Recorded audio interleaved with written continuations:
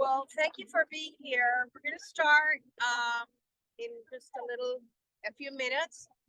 I can't hear you, but if you have any questions, we're going to ask that you raise your hand, and Devin or Joey here will be reading the questions so I can answer them for you. As expected, you are our audience, and we thank you for being here. I look forward to your questions and to your kind dissemination of our message, which is what we need so much to get out there. Thank you for being here. This is a great moment, a great moment we're living in, because it's coming out in the open that the FBI has abused the watch list. What it's called is known as a watch list for a long time, and it's just coming out in the open. Good morning, all of you. On behalf of Targeted Justice and the 400,000 targeted individuals in the United States and the world, we thank you for being here today.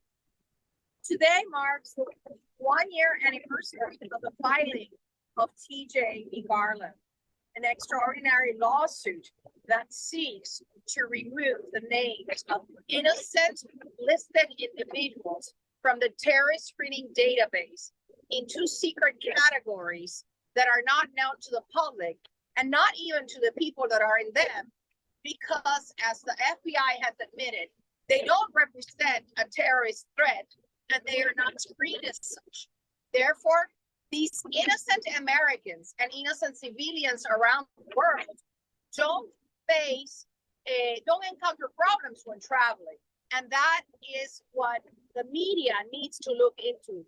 Not just the abuse of the 2 million people on the known and suspected terrorist watch list, which is the ones that do encounter problems when traveling, but the plight of all those innocent people that are labeled as suspected terrorists, and that is distributed through the National Crime Information Center to 18,000 law enforcement agencies, which translates to over 100,000 agents, to over 532 private corporations such as Airbnb, Western Union, and many others that retaliate against people that don't even know are on the list, and 1,440 organizations such as universities that could very well deny entrance to somebody to a university of a higher education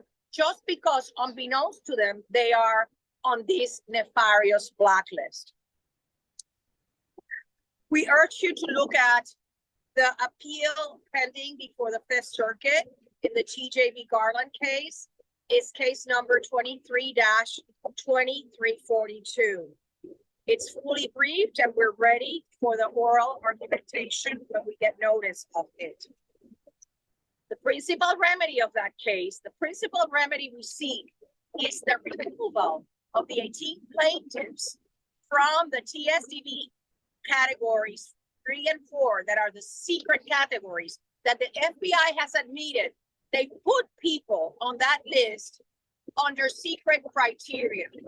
That is not the America we were born into. That is not what the Constitution provides. Please be aware, the watch list is not the entire list. Pursuant to the Department of Justice, the watch list, the known and suspected terrorist list, comprises 0.5% of the entire list. So if that list is at 2 million, we don't want to know how many innocent civilians have been placed secretly on the handling codes 3 and 4, which represent 97% of the terrorist screening database pursuant to the Department of Justice, not pursuant to Targeted Justice.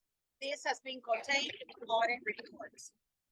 One of the most nefarious conclusions of the audit report by the Office of Inspector General of the United States Department of Justice, report 08/16, is that the FBI field offices nominate and place people on the terrorist screening database without complying with agency regulation. Now let that sink in. Innocent Americans that have never been arrested, indicted, tried, or convicted of any terrorist offense, and that by FBI's own admission do not meet the reasonable suspicion criteria are secretly placed on this list. The labeling of innocent Americans and people around the world as suspected terrorists deprives them of basic rights, constitutional, civil, and human rights. This has got to stop. It's being carried out by the United States government against the world. Just this week, seasoned journalist Liz Crokin recently posted on social media that the deep state knows these tactics not only isolate you, but they also make you paranoid, rightfully so. So they bank on the fact that you may be too weak to keep pushing and exposing them despite the gaslighting and torture they put you through. But there's some people they can't break, and I am one of them. And all of these people are them too. The word is out. It is not just few and far between people that are not well known. People like Liz Cronin are coming out and publicly stating they are targeted individuals, targeted by our own government. Innocent people that their only sin is being a whistleblower, a fighter against corruption, or simply a law-abiding citizen that does not promote any kind of shenanigans. So I urge you all to look into that secret categories, the secret categories of the watch list of the terrorist screening database, because that is where the real news are.